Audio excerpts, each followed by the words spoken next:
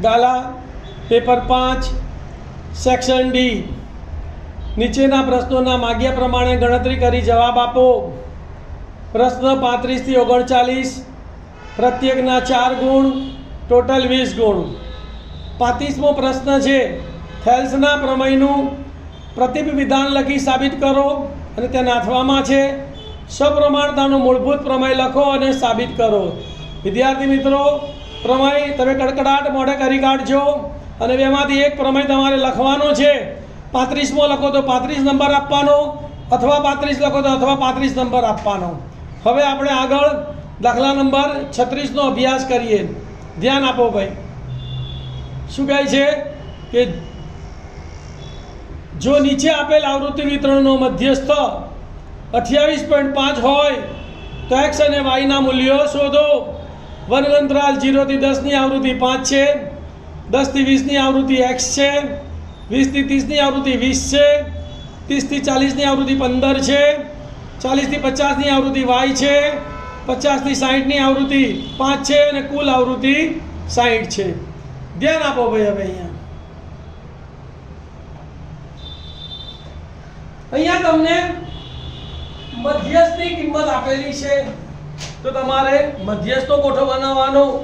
મધ્યકની કિંમત આપી હોત તો મધ્યકનો ગોઠો બનાવત અને બહુલકની કિંમત આપી હોત તો બહુલકનો ગોઠો બનાવત। બરાબર। તો મધ્યસ્થનો કેટલા ખાનાનો ગોઠો બને ભાઈ? 3 ખાનાનો ગોઠો બને। વર્ગ આવૃત્તિ અને સંચય આવૃત્તિ। ધ્યાન આપો। પહેલા વર્ગ લખી કાઢીએ। વર્ગ અંતરાલ 0 થી 10, 10 થી 20, 20 થી 30, 30 થી 40, 40 થી 50, 50 થી 60 અને કુલ આવૃત્તિઓ। 0 થી 10 ની આવૃત્તિ 5, 10 થી 20 ની x છે એટલે આપણે થોડું દૂર લખીશું। 20 થી 30 ની આવૃત્તિ 20, 30 થી 40 ની આવૃત્તિ 15, 40 થી 50 ની આવૃત્તિ y એટલે થોડું દૂર લખીશું। 50 થી 60 ની આવૃત્તિ 5 અને કુલ આવૃત્તિ કેટલી આપેલી છે? 60। તો બધાનો સરવાળો કરીએ તો 5 ને 20 25, 25 ને 15 40 ને 5 45 વત્તા x વત્તા y તો 45 વત્તા x વત્તા y બરાબર 60। આનું સાદુરૂપ આપીએ તો વત્તા 45 સામે જાય તો અહીંયા શું લખાય? 60 - 45 લખાય ને। તો માટે x વત્તા y બરાબર 60 - 45। 60 માંથી 45 ગયા તો માટે x વત્તા y બરાબર 15। સમીકરણ નંબર 2। હવે મધ્યસ્થની કિંમત આપેલી છે। જુઓ મધ્યસ્થ x બરાબર કેટલો છે? 28.5 છે। 28.5 કોની વચ્ચે આવે? 20 અને 30 ની। તો જે વર્ગ 20 અને 30 માં આવે છે તો માટે મધ્યસ્થનો વર્ગ કયો થશે? 20 થી 30। હવે સંચય આવૃત્તિ શોધી કાઢીએ। ચલો 0 થી 10 ની આવૃત્તિ 5 છે તેની સંચય આવૃત્તિ પણ 5। વર્ગ 10 થી 20 ની સંચય આવૃત્તિ તો આ બંને આવૃત્તિઓનો સરવાળો એટલે કે 5 + x તો 5 + x એટલે 5 + x લખો કે x + 5 લખો, કોઈ ફરક પડતો નથી।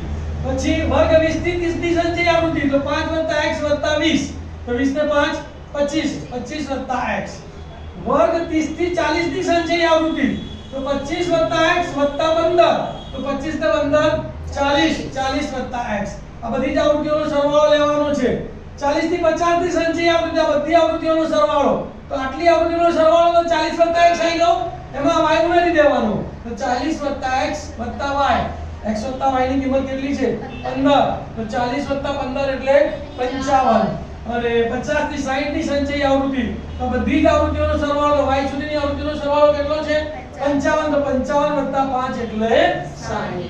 તો સંચય આવૃત્તિ શોધતા આવડી ગઈ। જે વર્ગની સંચય આવૃત્તિ શોધવાની હોય એની ઉપરની બધી જ આવૃત્તિઓનો સરવાળો લખીએ એટલે આપણને એ વર્ગની સંચય આવૃત્તિ મળે। ક્લિયર? ચલો હવે મધ્યસ્થનો વર્ગ આપણને મળી ગયો। કેટલો છે ભાઈ? 20 થી 30। તો l બરાબર કેટલા આવશે? l એ મધ્યસ્થ વર્ગની અધસીમા તો l બરાબર 20। પછી જરૂર પડશે n/2 ની તો n કેટલો છે આપણી પાસે? 60 તો 60 ભાગ્યા 2 તો n/2 બરાબર 30। પછી f તો મધ્યસ્થ વર્ગની આવૃત્તિ કેટલી છે? 20 તો f બરાબર 20। અને પછી cf તો મધ્યસ્થ વર્ગની આવૃત્તિના ઉપરના વર્ગની સંચય આવૃત્તિ કેટલી છે? 5 + x તો માટે cf બરાબર 5 + x। અને h બરાબર મધ્યસ્થ વર્ગની વર્ગ લંબાઈ તો 30 માંથી 20 ગયા 10 તો h બરાબર 10।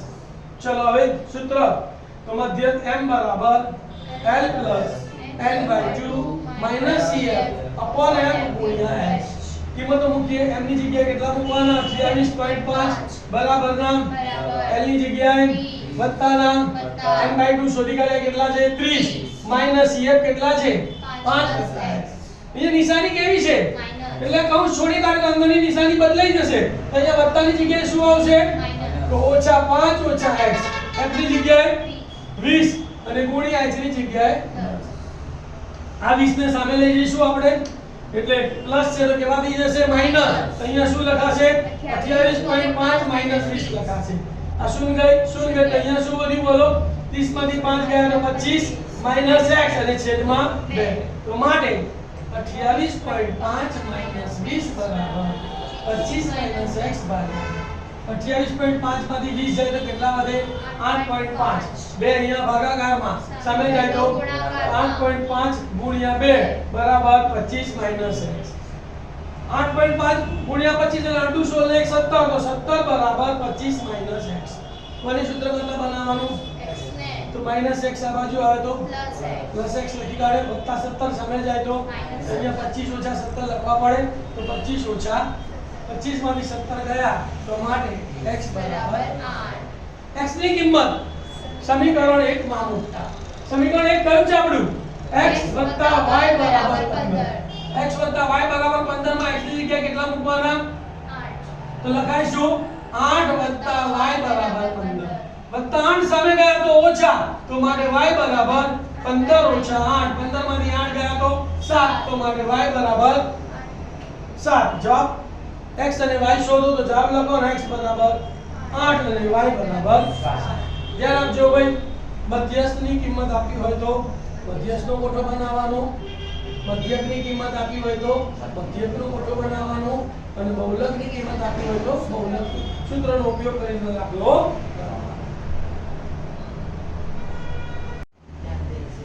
દાખલા નંબર 37.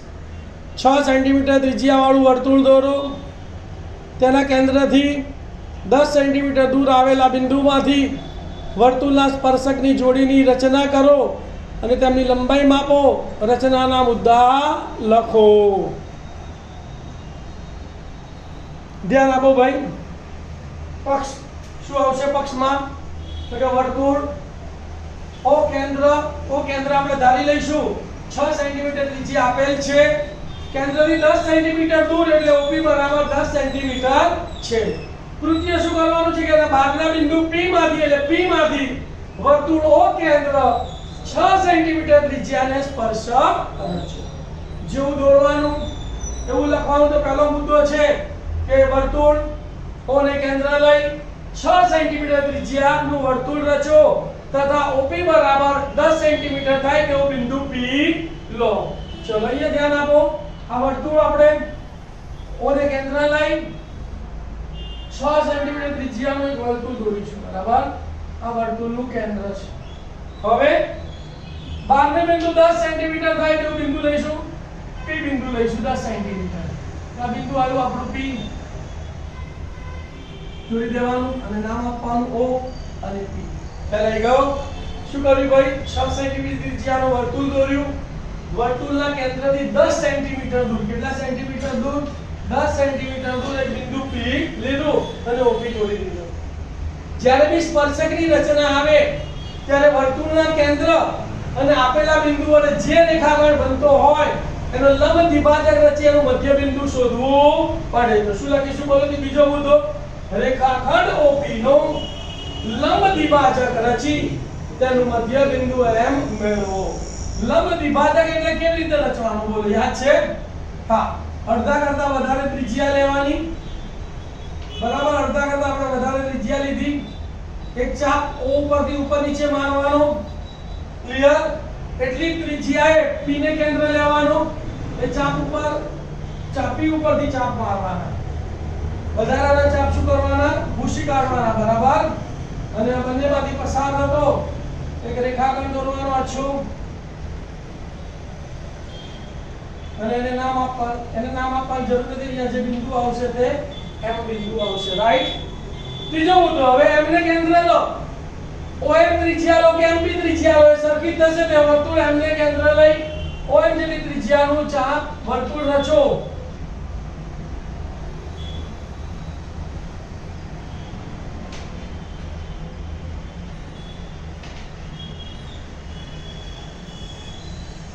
બરાબર. શું કરીશું આપણે? p ને થોડો બહાર લખી નાખીએ આ p. તો m ને કેન્દ્ર લઈ OM જેટલી ત્રિજ્યાનું વર્તુળ રચો. જે આ વર્તુળનું નામ શું છે? તો કે જે વર્તુળ O કેન્દ્ર 6 સેન્ટીમીટર ત્રિજ્યાને બે ભિન્ન બિંદુઓ A અને B માં છેદે. હવે શું કરવાનું? રેખાખંડ PA દોરી કાઢવાનો, રેખાખંડ PB દોરી કાઢવાનો. તો આમ PA અને PB એ ભાગેલા સ્પર્શકો છે. આની લંબાઈ માપી લઈએ આપણે. તો કેટલી આવશે? 8 સેન્ટીમીટર આવશે. કેટલી આવશે? 8 સેન્ટીમીટર. બંનેની લંબાઈ સરખી આવશે. તો PA બરાબર PB બરાબર 8 સેન્ટીમીટર. તો સ્પર્શકની કોઈ પણ રચના આવે, યાદ શું રાખવાનું? વર્તુળના કેન્દ્રથી બહારનું જે બિંદુ આપ્યું હોય એનો લંબ વિભાજક રચવાનો, એના મધ્ય બિંદુથી પછી અડધી ત્રિજ્યા લઈને વર્તુળ દોરી કાઢવાનું. આપેલા વર્તુળને જ્યાં છેદે એ બંને બિંદુ એના સ્પર્શ બિંદુઓ કહેવાય.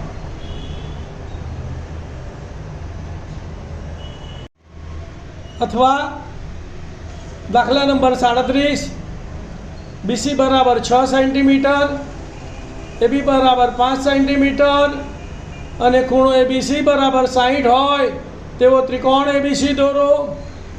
પછી ત્રિકોણ ABC ની અનુરૂપ બાજુઓને 3/4 પ્રમાણમાં હોય તેવી બાજુવાળા ત્રિકોણની રચના કરો અને રચનાના મુદ્દા લખો. ધ્યાન આપજો ભાઈ. તો પક્ષમાં શું આવશે બોલો? પક્ષ ત્રિકોણ ABC માં BC બરાબર 6 સેન્ટીમીટર, AB બરાબર 5 સેન્ટીમીટર અને ખૂણો ABC બરાબર 60° આપેલ છે. તૃતીય ત્રિકોણ ABC ની અનુરૂપ બાજુઓને 3/4 પ્રમાણમાં હોય તેવો ત્રિકોણ AB'C' રચો. પહેલા કાચી આકૃતિ દોરી દેવાની. એટલે AB 5, BC 6 ના ખૂણો 60 નો છે. તો પહેલો મુદ્દો શું આવશે? આપેલા માપનો ત્રિકોણ ABC રચો. ધ્યાન આપો. તો પહેલું આપણે BC દોરીશું 6 સેન્ટીમીટર નું. તો અહીંથી ને આપણે એક પહેલા કિરણ દોરી કાઢીશું. 6 સેન્ટીમીટર 1 2 3 4 5 અને 6 સેન્ટીમીટર આપણે બિંદુ B ને કેન્દ્ર લીધું અને આ BC બિંદુ લીધું. આ કેટલા સેન્ટીમીટર છે? 6 સેન્ટીમીટર દોરી. બરાબર. હવે 5 સેન્ટીમીટર BA નહીં દોરી શકાય. પહેલા ખૂણો 60 નો દોરવો પડશે. તો 60 નો ખૂણો દોરવા માટે બોર્ડ પર ધ્યાન. B ને કેન્દ્ર લેવાનું, કોઈ પણ ત્રિજ્યાનો ચાપ અર્ધવર્તુળ રચવાનું, BC રેખાખંડને જ્યાં છેદે ત્યાંથી ફરી એટલી ત્રિજ્યા એના ઉપર ચાપ મારવાનું. એટલે આપણને આ 60 નો ખૂણો મળી ગયો. કેટલા અંશનો ખૂણો મળી ગયો? 60. હવે અહીં BA કેટલો છે? 5 સેન્ટીમીટર. તો અહીંથી ને આપણે 5 સેન્ટીમીટર લેવાનું. કેટલું? 5 સેન્ટીમીટર. તો B ને કેન્દ્ર લેવાનું અને 5 સેન્ટીમીટર ત્રિજ્યાનો ચાપ મારવાનો અને જ્યાં છેદે ત્યાં એ નામ આપવાનું અને પછી આ AC ને જોડી દેવાનું. અહીં ગયો ત્રિકોણ. આપેલા માપનો ત્રિકોણ ABC. પહેલા શું કર્યું બોલો? BC કિરણ એક કિરણ રચ્યું B ને, પછી B ને 6, B ને કેન્દ્ર લઈને 6 સેન્ટીમીટર ત્રિજ્યાનો ચાપ મળે એટલે C મળી ગયો. હવે 60° નો ખૂણો રચવા માટે તમારે શું કર્યું? કોઈ પણ ત્રિજ્યાનો અર્ધવર્તુળ ચાપ રચ્યું, જ્યાં છેદે ત્યાંથી એટલી ત્રિજ્યા એના ઉપર ચાપ માર્યું. આ જે ચાપ જ્યાં છેદે એમાંથી જે કિરણ દોર્યું એટલે આ ખૂણો કેટલાનો થઈ ગયો? 60 નો. AB નું માપ કેટલું છે? 5.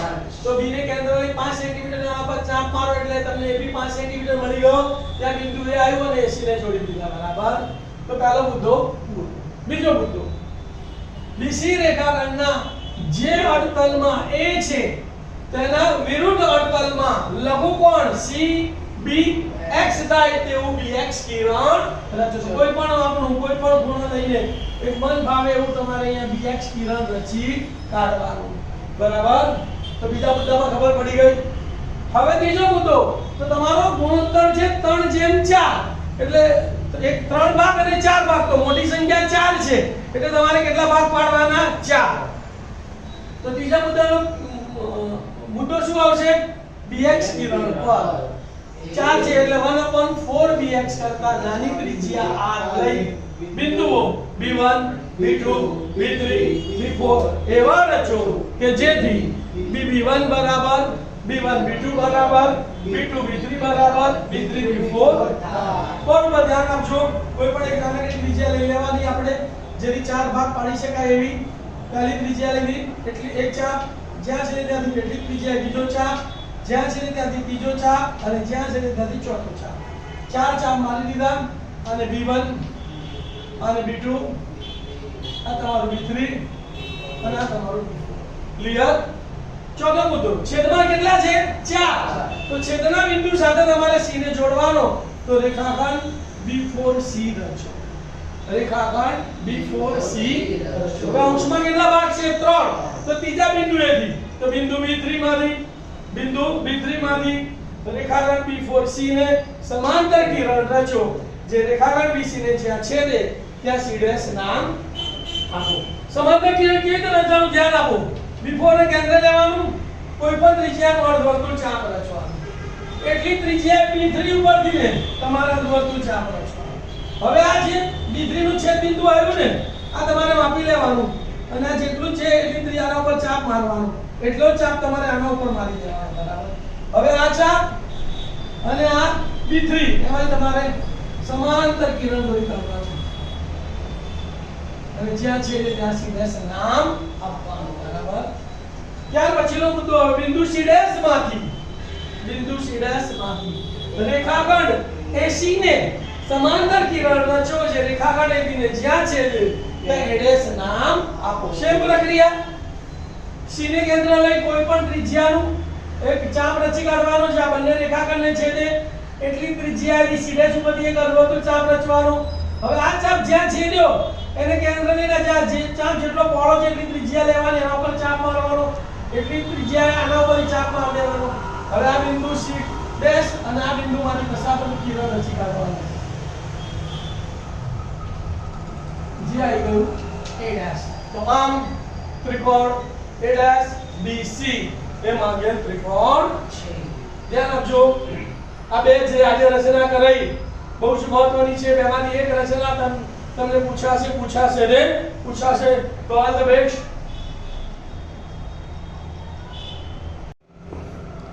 દાખલા નંબર 38 એક ચોક્કસ શહેરમાં 30 વિસ્તારોમાં હવામાં SO2 ની સાંદ્રતા ઘટકો પ્રતિ 10 લાખમાં એટલે કે ppm માં શોધવા માટે નીચે દર્શાવેલી માહિતી એકત્રિત કરવામાં આવી છે SO2 ની સાંદ્રતા ppm માં 0.000 થી 0.04 ની આવૃત્તિ 4 0.04 થી 0.08 ની આવૃત્તિ 9 0.08 થી 0.12 ની આવૃત્તિ 9 0.12 થી 0.16 ની 2 0.16 થી 0.20 ની 4 અને 0.20 થી 0.24 ની 2 તો હવામાં SO2 ની સાંદ્રતાનો મધ્યક શોધો ધ્યાન આપજો ભાઈ અહીંયા વર્ગ લંબાઈ કેવી છે સમાન છે સમાન વર્ગ લંબાઈ છે એટલે આપણે પદ વિચલનની રીતે દાખલો ગણીશું તો પદ વિચલનની રીતમાં મધ્યક શોધવો તો કેટલા ખાનાનો મોટો બનાવવો પડે 5 ખાનાનો તો પહેલા લખીશું SO2 ની સાંદ્રતા ppm માં આવૃત્તિ fi મધ્ય કિંમત xi વિચલન ui બરાબર xi - a upon h અને fi ui રકમ ઉપરથી આપણે ppm ની સાંદ્રતા અને આવૃત્તિ લખી કાઢીએ 0.00 થી 0.04 ની આવૃત્તિ 4 0.04 થી 0.08 ની આવૃત્તિ 9 0.08 થી 0.12 ની આવૃત્તિ 9 0.12 થી 0.16 ની આવૃત્તિ 2 0.16 થી 0.20 ની આવૃત્તિ 4 0.20 થી 0.24 ની આવૃત્તિ 2 આ બધાનો સરવાળો કરો તો 9 ને 4 13 13 ને 9 22 22 ને 2 24 24 ને 4 28 ને 32 તો સિગ્મા fi કેટલો આવ્યો 30 હવે મધ્ય કિંમત શોધીશું બધાની તો વર્ગ લંબાઈ કેટલાનો ડિફરન્સ છે 0.04 નો ડિફરન્સ છે મધ્ય કિંમત એટલે અધર સીમા વત્તા ઉર્ધ્વ સીમા ભાગ્યા 2 તો 0.00 વત્તા 0.04 ભાગ્યા 2 એટલે 0.04 0.04 ભાગ્યા 2 એટલે 0.02 તો તલાની મધ્ય કિંમત કેટલી આવી 0.02 હવે બધી જ મધ્ય કિંમતમાં 0.04 ઉમેરી દો એટલે બધા જ વર્ગની આપણને મધ્ય કિંમત મળી જાય તો 0.2 ને 4 6 એટલે 0.06 6 ને 4 10 એટલે 0.10 10 ને 4 14 એટલે 0.14 14 ને 4 18 એટલે 0.18 18 ને 4 22 એટલે 0.22 હવે સૌથી મોટી આવૃત્તિ 2 છે તો આપણે આને આ 9 વાળી એટલે કે 0.08 થી 0.12 જે આવૃત્તિ 9 છે એની મધ્ય કિંમતને આપણે a તરીકે ધારીશું તો ધારો કે ધારેલ મધ્ય કિંમત a બરાબર 0.10 છે તો જેની મધ્ય કિંમત ધારી એનું વિચલન કેટલું આવશે 0 ઉપર -1 -2 નીચે 1 2 3 અને અહીંયા આવશે ડેશ હવે શું કરવાનું fi અને ui નો ગુણાકાર કરવાનો તો fi ગુણ્યા ui એટલે 4 ગુણ્યા -2 એટલે -8 9 ગુણ્યા -1 એટલે -9 9 ગુણ્યા 0 એટલે 0 2 ગુણ્યા 1 એટલે 2 કા 2 4 દુ 8 2 તારી 6 સરવાળો કરીએ સિમ્પલ fi ui તો ઋણનો સરવાળો ઋણ સાથે કરીશું ધનનો સરવાળો ધન સાથે કરીશું 8 દુ 16 ને 1 17 એટલે -17 8 ને 10 10 ને 6 16 એટલે +16 ઓછા વત્તાની બાદબાકી 17 માંથી 6 જાય તો 1 મોટી સંખ્યા માઈનસ એટલે -1 તો સિગ્મા fi ui બરાબર કેટલા આયા -1 હવે મધ્યકનું સૂત્ર મધ્યક x બાર બરાબર a plus sigma fi ui upon sigma fi into h કિંમતો મૂકી દી x બાર ના x બાર બરાબર ના બરાબર એની જગ્યાએ કેટલા મૂકીશું 0.10 વત્તા ના વત્તા સિગ્મા fi ui કેટલો આવ્યો -1 તો -1 સિગ્મા fi કેટલો છે 30 તો 30 ગુણ્યા h કેટલો છે 0.04 એટલે કે 4 છેદમાં 100 સાદુરૂપ આપી દઈએ તો માટે x બાર બરાબર 0.10 ના 0.10 પ્લસ માઈનસ એટલે માઈનસ 4 એકા 4 અને 30 ગુણ્યા 100 એટલે 3000 પહેલા આપણે 4 ભાગ્યા 3 કરીએ તો 4 ભાગ્યા 3 કરીએ 3 એકા 3 4 માંથી 3 ગયો તો 1 હવે દશાંશ ચિહ્ન મૂકીને શું ઉતારતા રહીશું તો 10 ના 3 કરી 9 એટલે અહીંયા 3 આવશે અહીંયા 9 આવશે 10 માંથી 9 ગયા 1 ઉપર ઉતારી 0 ફરી 3 કરી 9 અહીંયા 3 આવશે અહીંયા 9 આવશે 10 માંથી 9 ગયા તો 1 ફરી 0 ઉતારી તો 3 કરી 9 એટલે અહીંયા 3 આવશે અને આ રીતે ભાગ ચાલ્યા કરશે તો ભાગફળ કેટલું આવ્યું 1.333 ડેશ ડેશ ડેશ તો માટે શું લખીશું બોલો માટે x બાર બરાબર 0.10 ઓછા 1.333 ડેશ ડેશ ડેશ અને છેદમાં 3 એકા 3 એટલે કેટલા આવશે 1000 હવે છેદમાં 1000 છે એટલે 3 દશાંશ ચિહ્ન આપણે કઈ બાજુ ખસવાનું ડાબી બાજુ કઈ બાજુ ખસવાનું 3 એકમ આપણે દશાંશ ચિહ્ન ડાબી બાજુ ખસીએ તો અહીંયાથી લે અહીંયા આવશે પછી એક 0 અને બે 0 મૂકીને અહીંયા 0 તો માટે શું થશે 0.10 ઓછા 0.00133 દશાંશ ચિહ્ન પછી 3 જ આંકડા જોઈએ તો આપણે આ ચોથા આંકડા 3 ને દૂર કરીએ તો એ 5 થી કેવો છે નાનો એટલે 3 જતા રહેશે અને આને પણ આપણે 3 દશાંશમાં ફેરવીએ તો શું થશે માટે x બાર બરાબર 0.100 ઓછા 0.001 આશરે 100 માંથી 1 જાય તો 99 0 માંથી 1 ના જાય દસકો લીધો 1 ઉપર 0 0 પરથી 9 અને 0 પરથી 10 10 માંથી 1 ગયા તો 9 9 માંથી 0 ગયા તો 9 અને 0 માંથી ને 0 એટલે 0 તો મારે x બાર બરાબર 0.099 ppm આશરે કરાઈ ગયો નક્કી કરો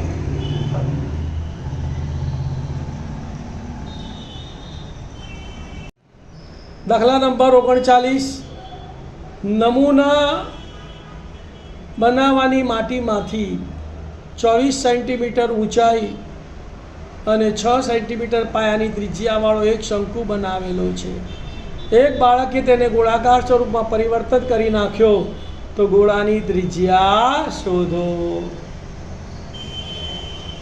ધ્યાન આપજો ભાઈ શંકુ જેની ઊંચાઈ કેટલી છે 24 સેન્ટીમીટર આપણે શંકુ દોર્યો એની ઊંચાઈ h બરાબર 24 સેન્ટીમીટર અને ત્રિજ્યા r બરાબર 6 છે તો અહીં પેલા જે માપ આપ્યા હોય લખી કાઢવાના શંકુની ઊંચાઈ h બરાબર 24 સેન્ટીમીટર શંકુની પાયાની ત્રિજ્યા r બરાબર 6 સેન્ટીમીટર બાળકે આ શંકુને ગોળાકાર સ્વરૂપમાં ફેરવી દીધો ગોળો બનાવી દીધો શંકુનો તો એટલે ગોળાની ત્રિજ્યા ધારી લીધી. ધારો કે ગોળાની ત્રિજ્યા બરાબર કેપિટલ R સેન્ટીમીટર છે. શંકુમાંથી ગોળો બનાવીએ છીએ એટલે બંનેના ઘનફળ સરખા રહેશે. જેનું માપ શોધવાનું હોય એના ઘનફળનું સૂત્ર પહેલા લખવાનું. તો મારે શું લખીશું બોલો? મારે ગોળાનું ઘનફળ બરાબર શંકુનું ઘનફળ થાય. ગોળાના ઘનફળનું સૂત્ર 4/3 પાઈ r નો ઘન r કેપિટલ લેવાનો. શંકુના ઘનફળનું સૂત્ર 1/3 પાઈ r સ્ક્વેર h r અને h સ્મોલ લેવાના. સામે સરખે સરખું ઉડી ગયું. છેદના 3 ઉડી ગયા. પાઈ ઉડી ગયા. તો અહીંયા શું બચ્યું? 4r ઘન બરાબર ના બરાબર અહીંયા બચ્યું r સ્ક્વેર h. મારે r શોધવાનો છે તો ચાર ગુણાકારમાં સામે લઈ જઈશું તો મારે r ઘન બરાબર r સ્ક્વેર h છેદમાં 4. હવે કિંમતો મૂકીએ ચાલો. તો મારે r ઘન બરાબર ત્રિજ્યા કેટલી છે? 6. r નો વર્ગ છે તો 6 નો વર્ગ એટલે 6 ગુણ્યા 6. ઊંચાઈ h કેટલી છે? 24. તો ગુણ્યા 24 અને છેદમાં 4. 6 ભાગ 4 4 એકા 4 અને 4 6 24. તો અહીંયા કેટલા આયા? 6 ગુણ્યા 6 એટલે 6 નો ઘન લખાય. ઘન દૂર કરીએ તો સામેનાનું ઘનમૂળ. તો માટે r બરાબર ઘનમૂળમાં 6 નો ઘન. ઘનમૂળ અને ઘન ઉડી ગયો તો મારે r બરાબર 6 સેન્ટીમીટર. જવાબ લખી કાઢીશું. ગોળાની ત્રિજ્યા 6 સેન્ટીમીટર છે.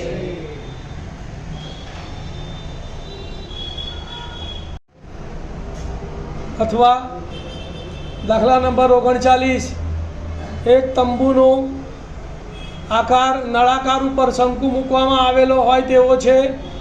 જો નળાકાર ભાગની ઊંચાઈ અને વ્યાસ અનુક્રમે 2.1 મીટર અને 4 મીટર હોય તથા ઉપરના ભાગની તિર્યક ઊંચાઈ 2.8 મીટર હોય તો આ તંબુ બનાવવા માટે વપરાતા કેનવાસનું ક્ષેત્રફળ શોધો.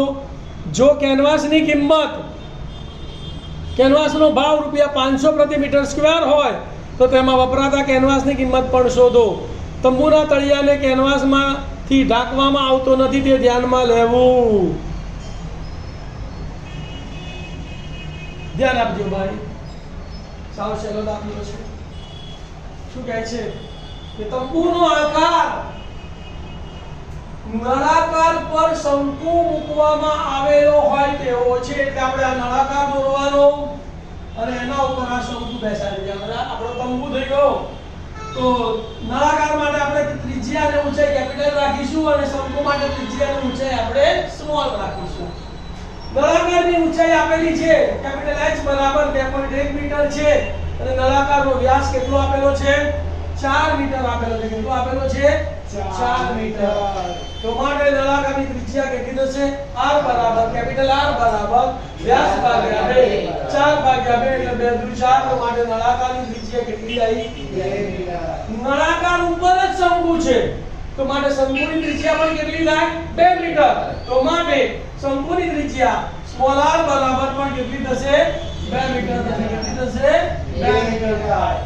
હવે શંકુની તિર્યક ઊંચાઈ આપેલી છે l બરાબર 2.8 મીટર. તમામ પડી ગયા.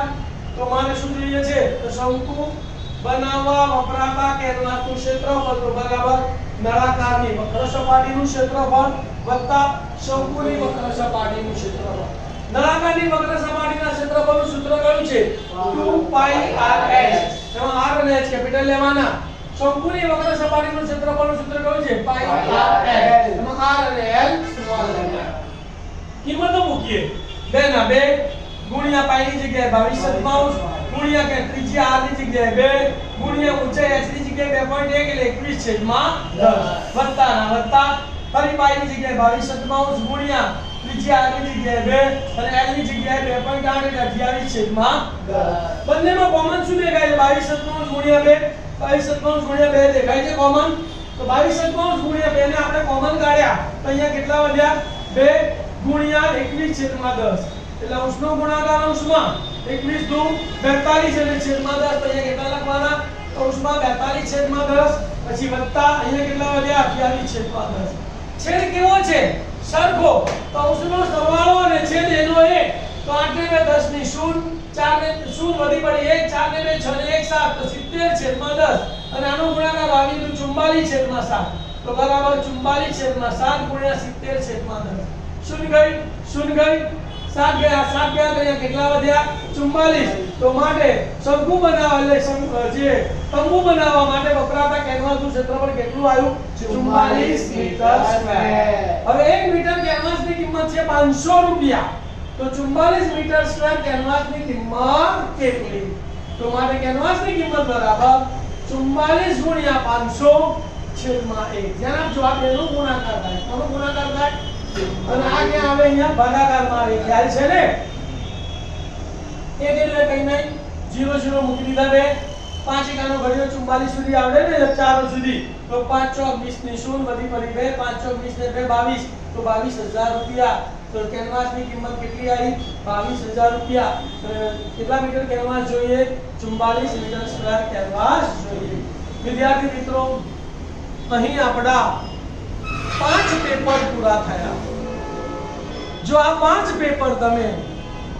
દિલથી ભણશો એમાં આપેલી જે તમને ટિપ્સ આપવામાં આવી છે ટિપ્સને યાદ રાખશો પહેલા તમારે શું કરવાનું દાખલાનો વિડિયો જોઈ લેવાનો સમજી લેવાનો પછી એને પોસ્ટ કરી દેવાનો અને પછી આખા દાખલાને જાતે ગણવાનો અને પછી તમારે વિડિયો સાથે તમારા દાખલાને ચેક કરવાનો અને કાં તો તમારે શું કરવાનું આખા બોર્ડનો સ્ક્રીનશોટ પાડી લેવાનો અને પછી તમારા દાખલાને ચેક કરવાનો તો જો આ રીતે તમે 5 પેપરનો અભ્યાસ કરશો ને તો મને આશા છે કે તમારું ગણિત પાકું થઈ જશે અને 100% તમે બોર્ડમાં પાસ થઈ જશો આ વિડિયો આ 5 પેપરો ગામડાના વિદ્યાર્થીઓ સુધી પહોંચાડવા માટે એક સેવાનું ભગીરથ કાર્ય તમારે કરવાનું છે તમારે આ તમામ વિડિયોને તમારા ફેસબુક ઉપર તમારા ઇન્સ્ટા ઉપર તમારા સ્ટેટસ ઉપર મૂકજો એટલે જેમને પણ આની જરૂર છે એ લોકો એને ઉપયોગમાં લઈ લેશે જાણે